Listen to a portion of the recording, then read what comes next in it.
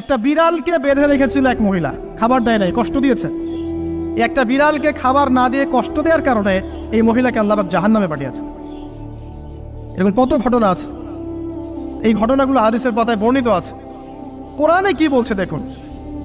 কোরআনের আমি কয়েকটা পয়েন্ট আপনাদেরকে খালি বলছি, এটা নিয়ে আমি সকালে ভাবছিলাম।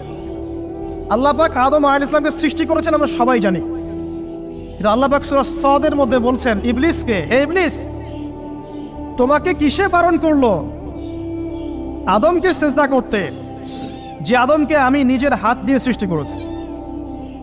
আল্লাহ রাব্বুল আলামিন যে আমাদেরকে এত যত্ন করে ভালোবেসে সৃষ্টি করেছেন, এটা কি আল্লাহ পাকের দয়ার নিদর্শন নয়? মহাবিশ্বের অন্য কোনো মাখলুক সৃষ্টির ব্যাপারে আল্লাহ পাক বলেন নাই খলাকতু বিয়াদাই, আমি নিজ হাতে তাকে সৃষ্টি করেছি। শুধু সৃষ্টি নয়, সৃষ্টি করার পর আল্লাহ পাক তাকে সমস্ত নাম শিক্ষা দিয়েছেন। এই যে জ্ঞান শিক্ষা দেওয়া, জ্ঞান, এটা আল্লাহ পাকের সবচেয়ে বড় নিদর্শনগুলোর মধ্যে অন্যতম।